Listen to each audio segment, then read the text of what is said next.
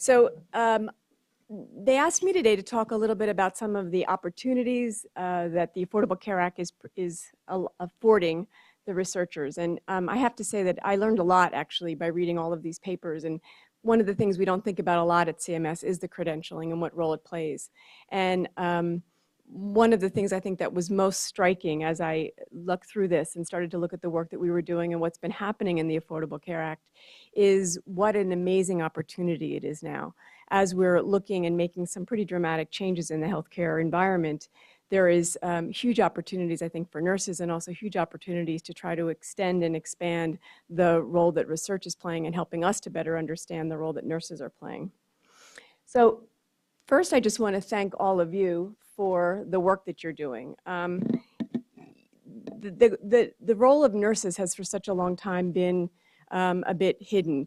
As you know, in terms of funding and reimbursement, nurses have been part of a room charge.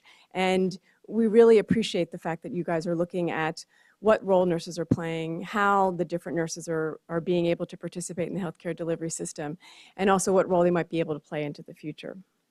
I'm going to, if I can get this to work there, I'm going to talk about 4 general areas today, our early results and some of the findings, and just to help you understand and describe a little bit about the direction that we're going and what role we'll be able to maybe have credentialing play in that. Talk a bit about our value-based purchasing, which I think is our biggest opportunity, what we're doing at the Innovation Center, and then also future opportunities for collaboration. So first, I don't have to spend much time on this because everyone here knows that the current state of where we've been, hopefully we've, on the left-hand side, we've moved forward from a producer-centered to a patient-centered, moving from volume-driven to outcomes-driven, unsustainable to hopefully being something that is more sustainable. And down in the new payment systems in the lower right-hand corner, that's a lot of what we're doing as a payer at CMS. This is a paper that Patrick Conway, our director, he has described areas of research and where we are now in the third bucket there. The first is our basic biomedical science, which is kind of the beginning of what works, what kind of science is helping to improve outcomes. And then we've moved to who is benefiting from the basic science. This is outcomes research, this is PCORI, this is health services research, this is what ARC is doing. So the first is what NIH is doing. And where we're looking now is in this third bucket. This is how to deliver the high quality care. And as I was looking at this and also reading Jack Needleman's paper and more of what the role of credentialing is, this is what credentialing is doing. It's quality measurement, it's improvement, it's being able to document that there is implementation at a broader level, there's system, there's able to be some kind of uniformity. And I think that this is where we are now at the Innovation Center. This is what we're doing at CMS. This is what payers are looking for writ large. And I think this is where we are now with what credentialing can actually offer. We're dealing with all the frontline providers at CMS, and there's at least 6 components of folks who are boots on the ground. The quality measure is moving us in helping us to decide the direction that we're going. Aligning payment incentives, cooperative, comparative effectiveness and evidence available is certainly a lot of what we're trying to incorporate into all the models that we're doing.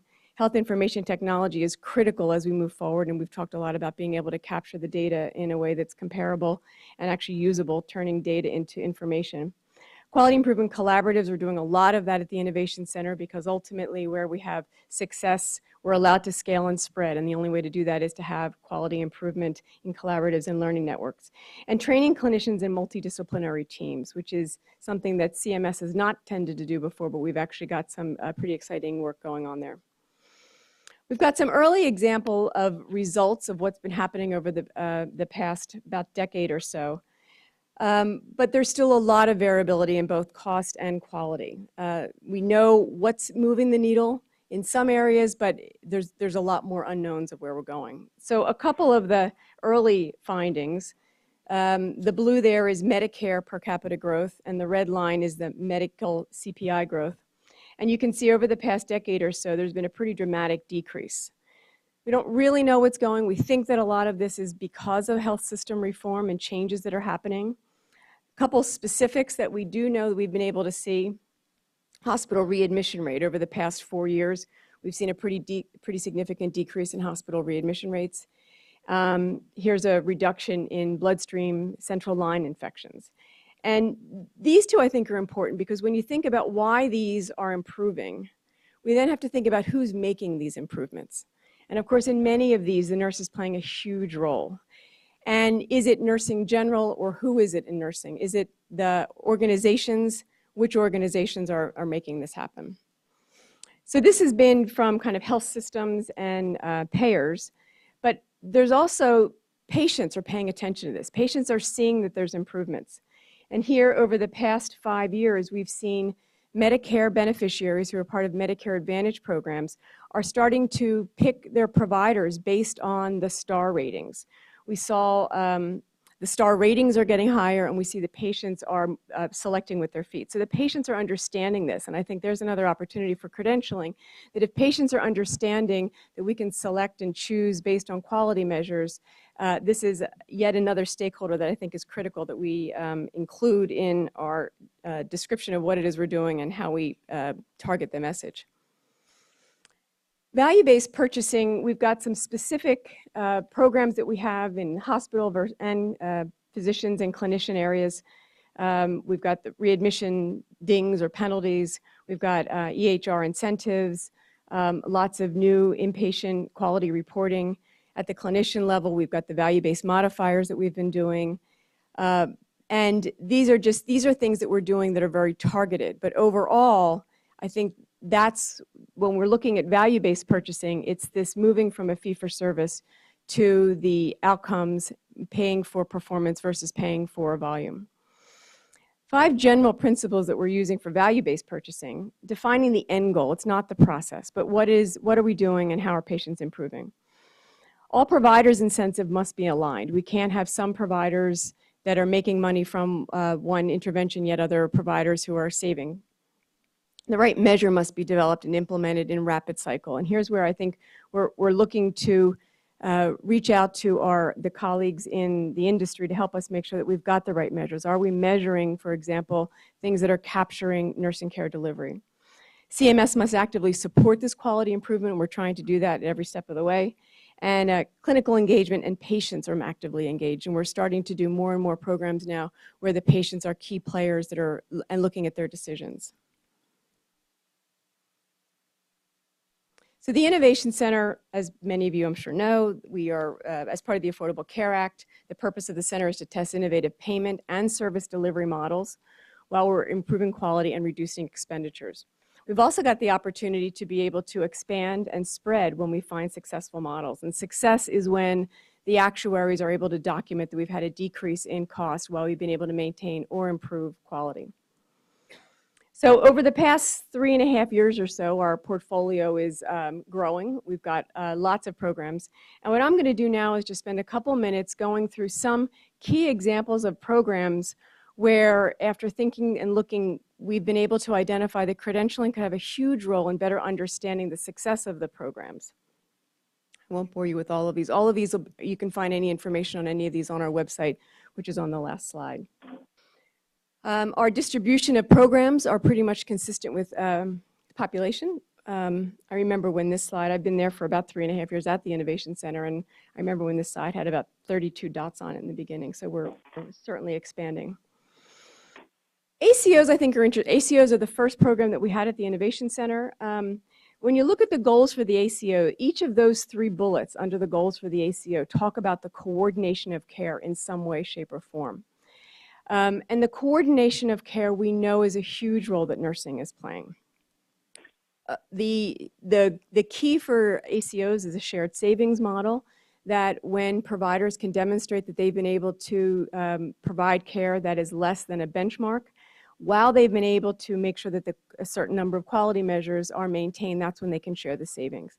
And when we talk about the care coordination that has to happen in ACOs, and then we talk about a shared savings, the question always arises is who is sharing in that savings? Who's making the outcomes happen, yet who's then sharing the savings? And I think the more that we can look to identify what role nurses are having, the better we can better understand how the savings should be distributed through any kind of a healthcare delivery system. Bundled payment, I put this one up here because bundled payment, R4 bundled payment happened to be in post-acute care. And post-acute care is an area that we're seeing huge role for nursing. Almost all of the leadership we're seeing in post-acute care have nurses, nurse practitioners, physicians, assistants. It's also where we've got a whole lot of different credentials. I was looking at the different credentials that we have. And this is one of the places where I think with credentialing we have to be careful of making sure that we find the signal versus the noise. There's a gerontological acute care nurse practitioner, a gerontological primary care nurse practitioner, a gerontological nurse practitioner, gerontological CNS, and then we also have the gerontological nurse. And in all of that, which of these nurses are doing what and why? And these outcomes, we're seeing tremendous outcomes. It's a huge opportunity. There's a lot of money going into post-acute care, and we've been able to see major health systems make significant changes in post-acute care, and many of it is attributable to the whole team of providers that are there. But here's an opportunity to say which providers and why, and what are they bringing based on certain credentials that they may have. I put Strong Start on here because we're testing 3 different approaches to enhance prenatal care. The first is care delivered in a birth center, and here's another opportunity for credentialing. We weren't sure when we went through, how do we define what a birth center is? Is it because one group organizes it and credentials it, or is it another way of defining? And at CMS, when we have, as I mentioned before, if we've got success in any of these models, we can then scale and spread. And when we start to make rules and regulations, we then have to make these decisions on what it is we're finding and how we then scale and spread. The second is care delivered by the centering approach. And I don't know whether you're familiar with that, but that was centering was started by a nurse where you offer group prenatal care to women who are kind of going through their pregnancy at the same time.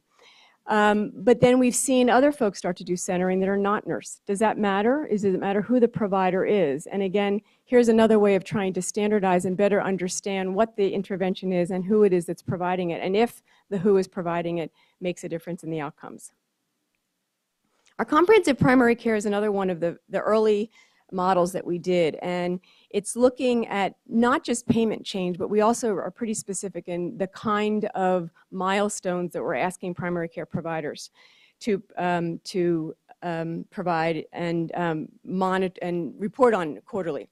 The providers get an extra $20 per beneficiary per month, and that money was meant to bolster, in some ways, the team that is delivering the primary care.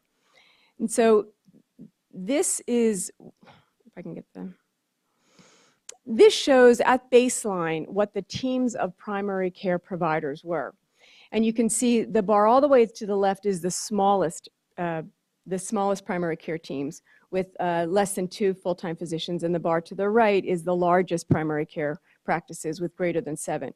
And you can see the larger the practice, the bigger array of the team that's providing the care. So in the largest practices, there's no blue at the top. There's no just physicians only. You see that they've been able to expand their practice, and they have the largest orange bar there at the bottom, which is social workers, pharmacists, nutritionists, community health workers. And the key here is we don't know what the best model of the best team-based care is, but we're going to be able to look at this and tease it apart. But the other thing that's really important is that value, of course, is benefit over cost. And nurses are expensive. And so why would a nurse be the best provider for some of these services? And we're seeing more and more roles for community health workers. And I think that's one of the things that we need to be better able to articulate, that if it's a nurse doing it, is the nurse the best provider? And in many cases it is, because I think we can see improved outcomes, but we have to be able to have that causality. We've got to be able to target that back.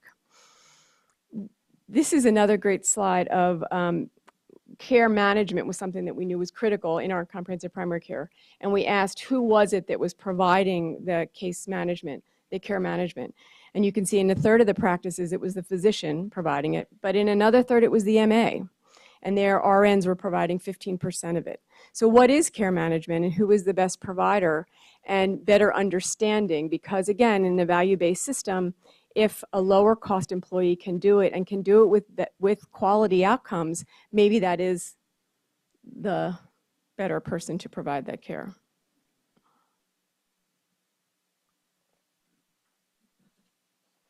I can keep going. I still have a yellow light, so I know I didn't get the plug pulled out on me.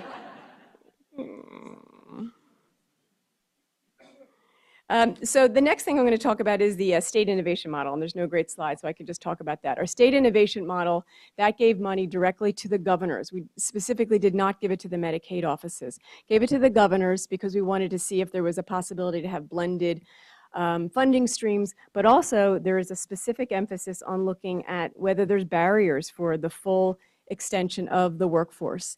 What can the governor do in the governor's office to maximize and improve the value of care? And we'll be studying that as we go through. Also looking at leveraging state licensure renewal process to identify shortages and better understand how providers are across the different locations, especially in primary care shortage areas. So that's, we have round one, and we're actually now reviewing applications for round two. I'll go to our Healthcare Innovation Award. This was, we're now entering the third year of the Healthcare Innovation Award. And this is the only one of our programs that specifically asked every single awardee to talk about workforce and talk about the kinds of workforce they were using and how they were going to use it differently, because we knew that a changed healthcare delivery system required a changed and somewhat of a different healthcare workforce. And so what we've seen is these are folks that are being retrained, clinical, licensed professionals, and we see about 12% of physicians and RNs are actually having different roles than they did. We're retraining them to have a different role. But we're also seeing new providers. And here we've got over almost a quarter of all of our Healthcare Innovation Awards are using care coordinators. And as you saw on the slide before, who's providing that care? Is there a credential? Is there some kind of a way to say which of we've got case management certification, is that the best way to identify who should be doing this? We asked about community health workers, and in one of our questions, they said, who are your community health workers? And about 10% of them said they were nurses. Well, if nurses are being community health workers, that's not good value there too. And so how we talk about it, what the credential is, would really, really important as we move forward. There's also one interesting here is we've got some brand new professions like the health systems engineer, and we've seen engineering programs tweaking. And I was reminded that I met with the American College of Nurses, and they talked about a new role they were creating called the clinical nurse leader, which they're credentialing, which has a lot of the same similarities as this new profession, the health systems engineer, looking at improvement science, looking at quality improvement. And so with all of the change that's happening, we know these are critical new providers that are happening in the healthcare delivery system. What role is credentialing to help us identify who brings what to the table? So I'll conclude because my red light is blinking soon. But basically what we've been focusing on now for 2014 is implementing the models. We're now, none of them are finished their first year. We're beginning the third year for some of them now. So we're being able to have some of the early results coming in. We're looking at evaluation and scaling this. So when we're finding success and we're going to look to see scaling, that means writing rules, writing regulations, and trying to figure out who will be the best provider of care in the new models that we're doing. Fee-for-service has moved us away from having a certain service linked to a certain provider, but when we're looking at improved outcomes, the better we can understand who it is that's making those outcomes improve, the better. We're also launching new models to round out our portfolio, and always interested in hearing from the industry about what we're missing. As you look at, if you happen to look at our website, if there's things that you think could better understand the work that you're doing, please let us know, because there's always room for expansion and we're looking for new models. And so this is the last slide, just kind of the future of our quality measurement and improvement and accountability. And this is one of our standard slides. Is very much consistent in the research that you're doing and looking at credentialing. We're needing to look at meaningful quality measures, reorienting and aligning measures around patient-centered outcomes, measuring measures based on the patient-centered episodes of care. What is an episode of care and who manages those episodes? And what do we measure is improvement? So all the discussion that we've had so far on understanding the causal pathway, where can we link the improvement to one of the credentials? And I think, as Jack Needleman's paper, that business model is so critical, and what role credentialing can have in the business model is such an important thing that we're doing at CMS and the Innovation Center. That's our website if you wanted to get any more information on any of the models that we just talked about. Thanks.